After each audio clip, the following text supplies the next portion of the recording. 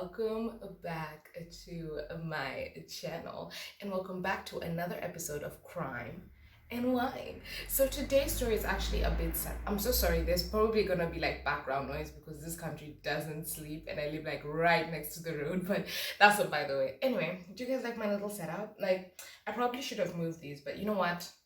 Take me as you take me. I love my setup. Like, look at the lights lighting, look at the... Let's jump right into this video. So today's story is actually going to be one about something that is very, very triggering. So let me just actually put out a quick trigger warning before I jump right into this video. Today's story actually has serious tones of sexual assault. The case is actually about sexual assault and rap. So if you know what that is, I don't want to say it out loud because, you know, YouTube algorithm usually acts really, really hypocritical because people can post pictures of booties, etc., and rapping songs about booties, but I can't just say the word like that so that we can spark a conversation about it. But that's by the way. Anyway, I advise you that if you don't want to hear about this, if this is something very triggering for you, I would really advise you to just, you know, probably log out of this session because maybe this isn't something that you would like to hear. With that said, let's get right into this video. So today's story actually takes place in South Africa, and let me say this before I jump into this, and I don't want you guys to think, oh, she's being so insensitive, but let me say this: no fast food in Africa. Yeah, I said what I said. Yeah. Oh, that's nice. That's nice. No fast food restaurant in Africa slaps. Even the lights are condoning this. Slaps the way South African fast food slaps. Are you silly? Is it foolishness? Like, the McDonald's, KFC, etc. at South Africa is different. I don't know if it's the oil. I don't know if it's the devotion of the people actually doing things with the job, but the stuff slaps. The stuff, it slaps. It takes it there every single time, I promise you. Never ever a moment of sadness, never ever a moment where you're questioning what the hell am I eating. Now let's actually get into this video now. Today's case actually takes place in 2019. As I said, it takes place in South Africa, and specifically it takes place in Cape Town. Now, if you don't know much about Cape Town is the second largest city to Johannesburg in South Africa. I've been to Cape Town. You know, we used to go buy food there when there was drought and stuff in Zimbabwe and sanctions, so we couldn't get food. And I've been to Cape Town, and Cape Town is absolutely beautiful. Absolutely beautiful. Air feels cleaner than clean, but then again, air always feels cleaner than clean when you go to a new environment. Cape Town is also the oldest city in South Africa, and so that means that there's a lot of architectural heritage, etc., from the colonial times. Even before the colonial times, there is, like, it's very rich in history, and that's why I keep saying it's very beautiful. If you don't know something about me, I love history. I am a history buff. Even all the shows I watch are historically based, most of them. So I really found Cape Town to be a very beautiful place to visit. You guys should visit it, well, if you have, because we can't pay for trips with speed. So if you have money, I think you should. That's a very pretty place to go and visit. Hopefully, I'll get money. That's not my father's. Just Cape Town is a pretty place. It's also really struggled a lot with drugs and gangs. And you know, gangs and drugs are usually like co-sisters, co-wives, co-relatives correlating. So Cape Town has a lot of gang violence. I actually know that even if you're in South Africa, any place, but mostly in Cape Town and Joburg, that you can't just stop at like the robots. The robots is like the traffic lights. You can't just stop there and expect it to just be like, oh wow, we're doing this now, this is great. Like, you will get robbed at the robots. It's not always 100%, but there's a lot of violence in South Africa in general, but mostly in Cape Town and Joburg. And which brings me to the essence of today's case. It's with relation to violence against women. And this case was so gut-wrenching as I read this case. And you know, when you read a case, it actually shows you, like, you get to see more and more and more and more and more cases. And the case, it was too much. So today's case is actually about 19-year-old LUYANDA. I know that is, it might be that I butchered her name, and I know I'm not her friend, but for the purposes of me not butchering her name again, please allow me to call her Nene. Allow me to just call her Nene, please. And I saw in some articles they also called her Nene. I don't know if it's because also they had tongue problems and pronunciation problems, but me personally, as I am, that's what this is. I'll give you a background of who this girl was. So she was actually born in the Eastern Cape of East London. There's apparently a place called London in Cape Town, which is something very interesting to find out. She was always, from a very young age, standing up for social justice issues, not social justice, but social justice in terms of on a family level. She wouldn't let you shout at somebody if they haven't done anything wrong. Like, she was those kind of people. And as she grew up, it really began to demonstrate in her life. She went to Hudson Park Primary School in Berea, in that her same Eastern Cape, London. I'm just so taken aback that there's a place called London in Cape Town, but that's I've said that already. That's just shocking. It's shocking to me because I know there's no place called South Africa in London.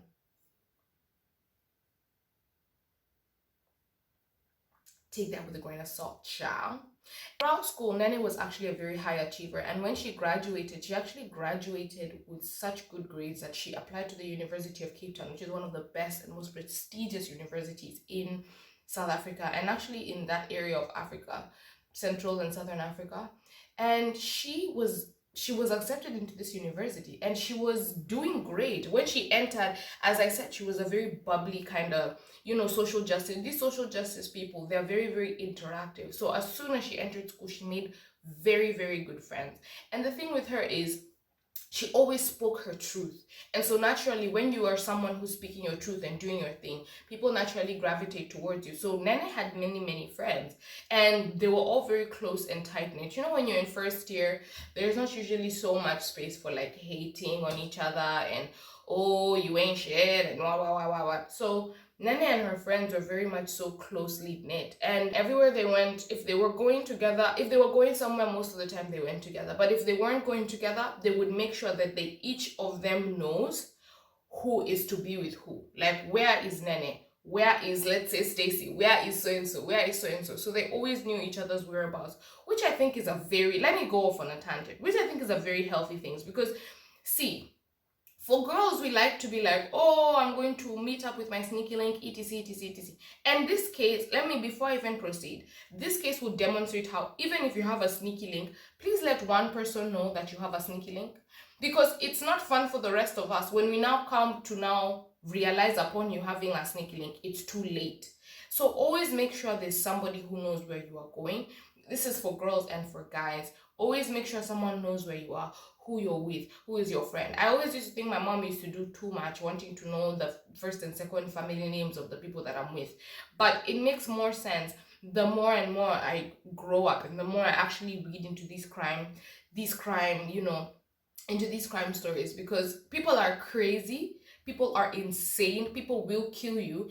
And just with that sentiment, please, let's proceed into this video. Now, Nene, as I said, she was a very bubbly type of person, and so she was into fashion, she was into all these things, and she really was doing things. And let me tell you, her fashion was so cute. You can please, I'll leave a link in the description box down below so you can go and see how she is, who she is, how she used to dress and everything. And she was the fashion queen. Like, if you're going to do social justice reforms, do it right. Do it with the Black Panther outfit, Black Panthering. Because, girl used to wear black berets, black shirts with the leather shorts. She was a very I've never seen somebody that on target, except for like art students, that on target with their mission. Like, I've never seen somebody that on target. And she was only in first year. So for her, because I know my first year, my style was looking very questionable. So for her style to already be so concrete in first year, I said, wow, girl, you go get them. You go till. So she really was into fashion, and which is now what brings us to what happened to her. So Nene in August of 2019 actually goes online, and she's looking through the Sheins, she's looking through the Pretty Little Things. I don't know if they were a thing back in 2019. I've never been an online shopper. But she's looking through them, and she now decides, you know what, I want to order a few clothes. So she does. She orders the clothes, and she puts in the order, and they told her that the clothes would arrive within the next week.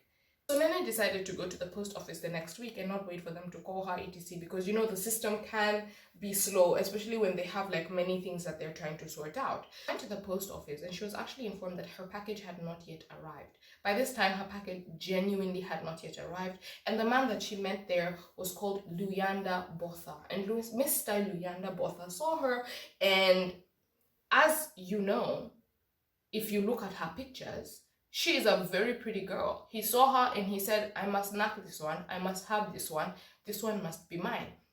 Now, when Nene went there, Mr. BOTHA told her the package hadn't arrived, which was not a lie, as I said. And he told her that when it does arrive, that she should leave her number so that he can call her when it does arrive. Now, this is where the trickster comes in. Now, Mr. BOTHA actually lies about when the package arrives, and he concocts an entire plan so that he can be found and left alone with Miss Nene. Now, when Nene came, she left her number, as I said. However, the package at that time hadn't arrived, but the package did arrive on the 16th of August. But Mr. BOTHA didn't call Nene on the 16th of August. He decided, no, I'm going to concoct a plan so that when this girl comes to see me, I'm able to be alone with her. So Mr. BOTHA organizes with his fellow female worker, and they organized together. And this female worker didn't know. She just thought Luyanda wanted to just be a nice guy and tell her to have the day off. So he organizes with her and tells her, no, you do this, yeah. You go home, and do you know what we'll do? Me, I'll stay here and I'll do the work, but you go home. I know you're tired. So they had an agreement for her to go home.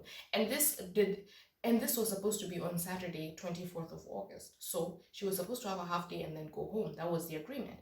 And so me, if somebody wants to do the doing things, I'm gonna let you. Like, I'm not here to fight with you, boo. If you wanna maximize yourself, do it. Do it. Don't think I'm ever gonna fight you for an extra shift at work. I'm not gonna do it. This day, the colleague left at 1 o'clock, 1 o'clock, 1:30, that around that time. And when she left, Mr. BOTHA actually decides to call Miss Nene. Not even decides, this was the plan all along. So he calls Miss Nene, and obviously you, if your clothes are coming in from Pretty Little Thing, and you're not gonna go there with the quickness and the morale and the happiness and the joy. So she goes there, she's all excited, she's going to collect her clothes. She reaches there, and Mr. BOTHA is now starting to act suspicious. He's starting to make sexual advances towards her, like telling her she looks nice, she looks pretty. And let me tell you, all this report is not something I'm concocting. It's something that this is what Mr. BOTHA said. He's the one who is telling us what happened there on that day.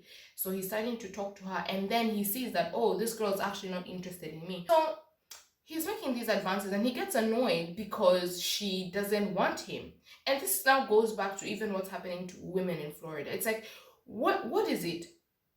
When you make sexual advances towards women and they say no, do you understand we have autonomy to say no? Like, I don't know what it is, but women can say no. Like, we can say no, and it's not supposed to be taken as disrespectful. I'm not trying to be. I know even when guys make advances at me and I say no, I feel like, oh my gosh, I'm so rude, I'm being so rude, I'm being so mean. And it's like, no, I'm not being rude. I'm not being mean. Because when a man doesn't want those kind of advances from a woman, he's even times 10 meaner than the girl could ever even dream or desire to be. So that's just a side note. Let's continue. If a girl says no to you, leave her the hell alone. She doesn't want you. She doesn't want you. And there's nothing you can do to her. Or at least that's what we think or hope. Anyway, moving on. So he's getting annoyed that she's not accepting the sexual advances. And all of a sudden, this man now decides to grab her. He grabs her and he starts now fondling her and he starts fingering this girl. And this girl is obviously, she doesn't want this. First of all, when you try to make sexual advances, she doesn't want you, she doesn't want this. She just wants her Pretty Little Thing package and she wants to go home. He starts to finger her. He starts to breathe on her neck. Guys, this story is even triggering me as I'm just talking about it. He starts to act, like a rapist, doing all of these things to her against her consent and against her will. So obviously she's gonna try and get away from him and get away from all that he's doing to her. So she now gets free. She manages to get free, and she starts running towards the door. because this man also hadn't locked the door, so she could have been free. She would have left. She would have lived her life. Obviously, she would have had trauma, but she would have been free from the clutches of the devil that is this man. So she runs to the door, and right as she's about to reach the door, he hits her over the head with a paperweight. And not those kind of easy paperweights, those heavy paperweights, those paperweights that are giving way over what needs to be given. He hits her over the head, and obviously she didn't pass out. She didn't pass out, but she was like too weak to start to fight him again, because obviously she's now bleeding out. He runs back, puts the paper thingy back, and now he comes back and drags her body. Even in her state, he wraps her. Like, what is it? Even in her state, she could be dying. It's in this moment that even if this case was to be taken to court, this actually demonstrates intent for this girl for you to kill this girl. Because at this point, somebody is bleeding out. It is more likely than not that they may die. But your business is to continue with what you are doing. This demonstrates clear intent to kill this person. You may not have had you may not have had the mens rea before the act, but you definitely have the mens rea after the act. So you go in a jail, sir. Anyway, after he's done, he now strangles her to death, and that's how Miss Nene just died, in that crummy, crusty post office. Can you imagine? And she had such a bright future, such an amazing, bubbly girl. But you know what? The way she was bright in the head, she made sure to tell all her friends where she was going to be. And that's what I'm telling you, girls, that if you want to be doing sneakling, so don't keep texting me, make sure that where your friends know where one person knows where the hell you're going to be with this man, knows what the hell you're going to be doing with this man. Because when things go to shit, we need to be able to come together and ask, who saw her last? Who was it her last? Who are we calling and who are we questioning? Who are we taking to the police? So now, we now know who we're going to take to the police, because her friends know where she went. And these girls also knew who was at the post office. So now they start looking for her, They go to the police, they tell the police. And the thing that I learned that was so sad is that femicide in this part of Africa is not, femicide anywhere is not really taken that seriously, unless it's a white woman. But femicide in most places in Africa is not taken that seriously. But in this parts of Africa, it's very, very, very serious. That people mostly have to use social media to be able to find someone who's either gone dead, who's either been killed or has gone missing. So they go to the police, and the police haven't been much help. So these girls now start posting on Twitter, posting on Instagram, posting on Facebook. Have you seen this girl? Have you seen this girl? And they know from the police CCTV footage that they were able to actually see, thank God, that the only person who saw this girl last was Mr. Luyanda. They also know this from the simple and blatant fact that Mr. Luyanda was the only person that girl was gonna see on that day. Cue the dramatic lights. Cue the dramatic lights. Now, after and upon now these girls discovering this and tweeting and retweeting, Mr. Luyanda still doesn't know that they're tweeting and retweeting, because this is happening all very, very fast. And he's now killed this girl, he's raped her, he's now decided no, he's not even gonna have the sheer respect for the body to leave her covered. No, he decided he's gonna leave her body right there where he violated her and go and have a drink. That's what he decided to do. He said, I'm gonna leave this girl here and I'm gonna go and I'm gonna have a drink. He gets drunk the entire night, and then he decides now, when he finally comes to it in the morning, the next morning he finally came to, he wakes up and he realizes, shit, I left a dead body in my workplace and my colleague is gonna be coming in soon. So now he stands up and he's trying to get himself together from the hangover. He's trying to go get the girl, go and take the body out, etc. And you know, it's much like it was, and you know, it was gonna obviously be much easier for him, because him as a person, he has the trust of everybody in that area, and he already knows the nooks and crannies of where the CCTVs are, etc., for him to not be caught. So he goes back, and number one, the police, the people at the gate, nobody asks him anything, because damn, he works there, so no one asks him anything. He comes back, he collects the body, and no questions asked. Everybody's like, hi, good morning, hey, how are you doing? I love you, we all love you, you're such a great guy, huh?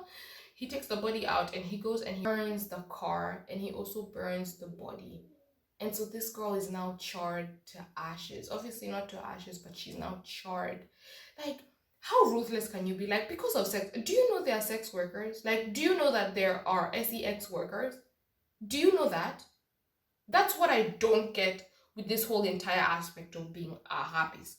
That there are people employed for you to go and do this act with. You can employ someone. So what is it? Anyway, I don't even like thinking too much about it because it makes me really, really like hurt. It doesn't even make me angry anymore. It just makes me hurt that you can't even see somebody else as a human being. You just see them as an object of your pleasure. Anyway, you know what? No, not gonna go there. Not today. So he kills this girl, but little does he know that her friends are not gonna let this go. That she has people who love her and are looking for her, and they're not gonna let this go without a fight.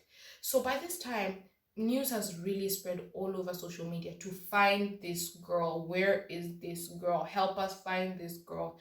And I really love that for her. I love that her friends stood with her like that. And eventually the police were pressured, because what I learned about like this part of Africa is that the police are usually pressured by social media and the media to look into something. I didn't even know that this was something as serious, but apparently it really happens down there in the south. So the police finally get round to going to question this man, and as they just came to like, this guy did not deny. He accepted, yeah, it was me, I killed her. He gave a full statement. All this whole story I've told you is from him.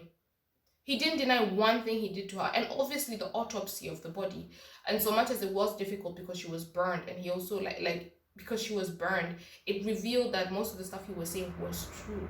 So, and his worker correlated that, yes, he actually told me to go home on that specific day. The friends, everybody was corroborating his story. And so what I will say is, it's easy, it's a little bit respectful when you actually have the guts and the balls to own up to what you've done. In that sense, like, you made it like times 10 easier for the victim's parents. You haven't denied their experience, and I really did think, you know what, he's a dick, but at least he didn't deny what he did.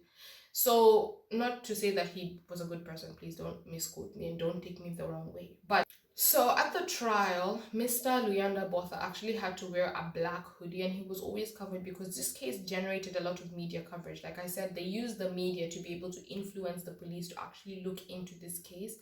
And this case actually really generated a lot of media coverage. And at the case, Mr. Luyanda, even as he was recounting what had happened, he was just doing it like, yeah, like even when he said she fought, he was like, yeah, she really put up a fight. It's like he was offended that she had the audacity to fight for her goddamn life. But for heaven's sake, when you were killing and hunting people and making them feel less than, do you think it was funny? Do you think it was fun? Do you think they had fun? Smith, do you think they had fun? Anyway, so Mr. Luyanda was actually finally arrested. He was given 3 life sentences in prison, and he's eligible for parole after 25 years, of which I heavily disagree with. I don't think he should be eligible for parole on any basis. Actually, the magistrate told him that he would have actually been eligible for the death sentence if it was actually available, of which, let me just say, I don't know with regards to the death sentence, because I'm not really a believer in someone should die. I don't think he should die. I think he should be locked up for life, so he can like really think about what he's done, because I feel like death would be a very easy outlet for him. It's sad he would miss the rest of his life, but he'd never really get to reflect on what he's done. Anyway, so what reactions do I have to this case? This case, number one, it just highlights how when men are trying to be on Twitter saying, I wish women were more ladylike and less aggressive when you approach them and they give you more chances, do you understand the stakes that are at risk for women? You can't just be friendly. You can't be too friendly, otherwise they'll receive it like, oh yeah, she wants it. And you can't not be friendly, because if you are not friendly, then they'll receive it as, oh, she deserves it. So to teach her a lesson, I'm gonna rap her so she can get some sense.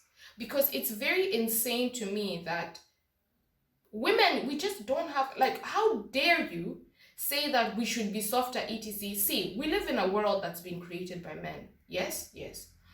And I don't understand why those same men are going to come back and say they wish women were more feminine when you have created a world where women cannot A, be feminine, or B, be safe. And for me to be feminine enough to be able to feel like I'm safe in my environment, like for me to be feminine, I need to be able to feel like I am safe and I can be able to trust those men around me. Why would I let my guard down? Why would I be this dainty little flower in the wind so that you can come and pluck me and pluck my entire my petals off? It doesn't make any sense. So men on social media talking about men like women who are this, men like, first of all, go out and sort out the members of your group that are pillaging and killing women. Till the day that happens, I don't want to hear anybody saying anything, because there's plenty of women dying simply because they say no to men. It's happening right now, seriously, in Florida, and it's been happening in South Africa. It's been happening in Namibia and Zambia and Zimbabwe. It stays happening. So for you men that think it's first of all, for you to think that it's offensive that a lady has rejected you is a serious problem on your end, because men reject women all the time. But when a woman rejects a man, it's, oh, she thinks she's too good for us. She thinks too highly of herself. She has so much sass. She has so much this. And you see, that's the funny thing with men. When women reject you, it's okay. But when your wife rejects other people, it's when women reject you, it's not okay. But when your wife rejects other people, it's fine. It's even praised, and it's even like, women, we don't have a place to stand in this society because you men make it so impossible. And it's not all men. However, the members of your group that are doing this, they really need to be called out on their BS. Anyway, that's it for today's video, guys. I really hope you enjoyed today's video, and sorry about my side rants, but this story really triggers me. And yeah, I really just hope you enjoyed this story. I hope you comment, like, share, and subscribe if you have anything to say down in the comment section. It also really helps my videos and helps me boost engagement on my channel, which in turn grows this channel. So yeah, also comment down below if the addition of the lights is nice, 1. And 2, also tell me if you like the way they keep going on and off, or would you rather they just stayed on? I mean, okay, this is how they are when they're just, yeah, like that, like they just stayed on. I don't know. Comment down below. Anyway, I love you guys, and I will see you in my next one. Bye.